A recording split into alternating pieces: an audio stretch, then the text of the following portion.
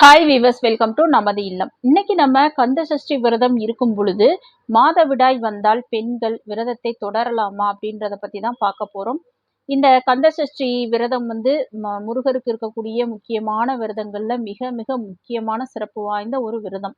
இதை நம்ம எல்லாருக்குமே அந்த விரதம் இருக்கணும் அப்படின்றது ஆசையா இருக்கும். குறிப்பாக பெண்களுக்கு முருகரிடம் அவங்க குடும்ப கஷ்டம் தீருவதற்கும், சொந்த வீடு அமைவதற்கும், குழந்தை பாக்கியம், திருமண பாக்கியம் கேட்பதற்கும் நிறைய பெண்கள், இளம் பெண்கள்ல இருந்து திருமணமான பெண்கள்ல இருந்து அந்த வயதான பெண்மணிகள் வரைக்குமே இந்த விரதத்தை அதிகமானோர் இருப்பாங்க.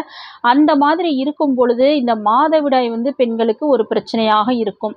ஒரு சிலர் 2 நாள் விரதத்தை ஆரம்பிச்சிருவாங்க. 3வது நாள் மாதவிடாய் வந்துடும். ஒரு சிலர் இன்னும் டைம் இருக்கும். ஆனால் அவங்க விரதத்தை ஆரம்பிச்சதுக்கப்புறம் மாதவிடாய் ஆயிடுவாங்க. அவங்களாம் என்ன செய்வது, இந்த மாதவிடாய் வந்துட்டால் விரதத்தை கைவிட்டுறணுமா அப்படின்ற குழப்பம், சந்தேகம் இருக்கும். அதை பற்றியான தெளிவான விளக்கம் பார்க்கலாம். அதுக்கு முன்னாடி மறக்காமல் நம்ம சேனலை சப்ஸ்கிரைப் பண்ணிக்கிறங்க வீவர்ஸ். வாங்க வீடியோக்குள்ளே போகலாம்.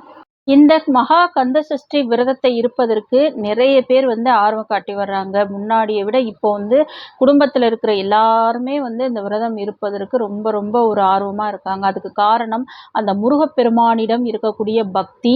அது மட்டும் கிடையாது, இந்த விரதம் இருந்தால் முருகப்பெருமான் நம்ம ஆசையை கண்டிப்பாக, நம்ம கனவை, நம்ம கேட்கின்ற வரத்தை தந்தருவார் அப்படின்ற ஒரு எண்ணம் அவங்களுக்கெல்லாம் இருக்குது. கண்டிப்பாக உங்கள் தேவைகளை, உங்கள் ஆசைகளை பூர்த்தி செய்யக்கூடிய ஒரு அற்புதமான சக்தி வாய்ந்த விரதம் தான் இந்த மகா கந்த சஷ்டி விரதம். இந்த வருடம் பார்த்தீங்கன்னா, இந்த கந்த சஷ்டி விரதம் அக்டோபர் 22ஆம் தேதி புதன்கிழமை ஆரம்பித்து அக்டோபர் 27ஆம் தேதி சூரசம்ஹாரம், அக்டோபர் 28 திருக்கல்யாணத்தோடு இந்த கந்த சஷ்டி விரதம் முடிகின்றது. இந்த நாளில் பெண்கள் பார்த்தீங்கன்னா குறிப்பாக இப்போ யோசிக்க ஆரம்பிச்சிருவாங்க. ஆகா, நம்மளுக்கு மாதவிடாய் காலம் வந்துருமே, அல்லது மாதவிடாய் முடிந்த பெண்கள் நிம்மதியாக விரதத்தை தொடருவாங்க.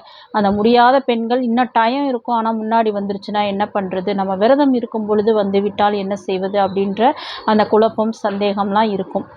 ஒரு சிலவங்களுக்கு அந்த டேட்டு சரியாகவே வராது. அவங்களாம் விரதத்தை தைரியமாக இருப்பதற்கே அவங்க பயப்படுவாங்க. ஒன்றும் பிரச்சனை கிடையாது.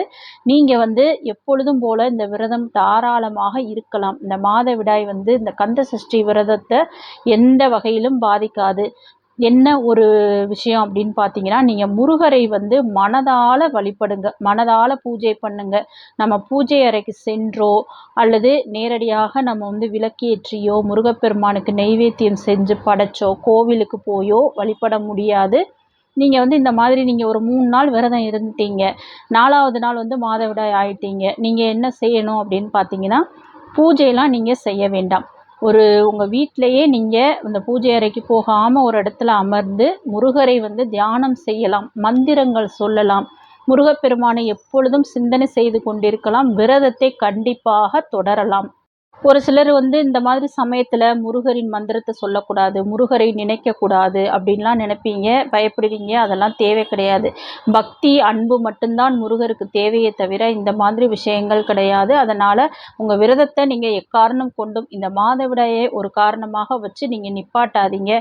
உங்கள் வீட்டில் இருப்பவங்கள வச்சு தீபம் ஏற்றி வழிபட சொல்லுங்கள். வீட்டில் யார் இருக்காங்களோ அவங்கள தினமும் காலை மாலை விளக்கேற்றி முருகருக்கு ஒரு டம்ளர் பால் மட்டும், அவங்களால எதுவும் செய்ய முடியாது அப்படின்னா வெறும் பால் அல்லது டைமண்ட் கல்கண்டு வச்சு வழிபட்டாலே போதும். உங்கள் பூஜையை கண்டிப்பாக நீங்கள் மனதால் பூஜை செய்யுங்க. மனதால் முருகரின் நாமத்தை சொல்லுங்கள்.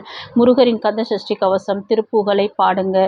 உங்களுக்கு என்ன செய்யணும்னு தோணுதோ முருகருக்கு நீங்கள் மனதார செய்யுங்க. கண்டிப்பாக அவர் ஏற்றுக்கொள்வார்.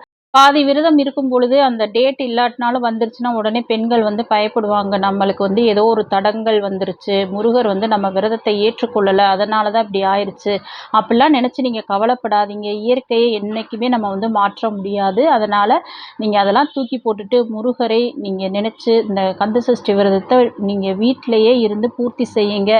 அது முடிந்ததுக்கப்புறமா நீங்கள் கோவிலுக்கோ வீட்டிலையோ முருகருக்கு பூஜை செய்து கொள்ளலாம். நிச்சயம் உங்கள் விரதத்தை எந்த ஒரு பாதிப்பும் நேராது. கண்டிப்பாக நீங்கள் என்ன வரமாக கேட்குறீங்களோ அதை முருகப்பெருமான் உங்களுக்கு தந்தருள்வார். அதனால் இது ஒரு பிரச்சனையே கிடையாது. இந்த மாதிரி வந்துச்சுன்னா நீங்கள் விரதத்தை நிப்பாட்ட வேண்டாம். நீங்கள் பூஜை அறைக்கு போகாமல் தினமும் குளித்து சுத்தபத்தமாக இருந்து நீங்கள் இந்த விரதத்தை தொடருங்கள். நிச்சயம் உங்கள் விரதத்தை கண்டிப்பாக முருகப்பெருமான் ஏற்றுக்கொண்டு உங்களுக்கு வேண்டியதை வரமாக கொடுப்பார். அதுக்காக முழுமையாக பட்டினிலாம் இந்த டயத்தில் இருக்காதீங்க. உங்கள் பால் பழம் எடுத்துக்கொள்ளுங்கள். ஒரு வேளை சாப்பிடலாம், 2 வேளை சாப்பிடலாம். அதெல்லாம் பற்றிய தகவல்கள் நம்ம சேனலில் தொடர்ந்து வருது. என்ன சாப்பிடலாம், எப்படி சாப்பிடலாம் அப்படின்னு மறக்காமல் நம்ம சேனலை சப்ஸ்கிரைப் பண்ணி பாருங்கள் வீவர்ஸ். தேங்க்யூ.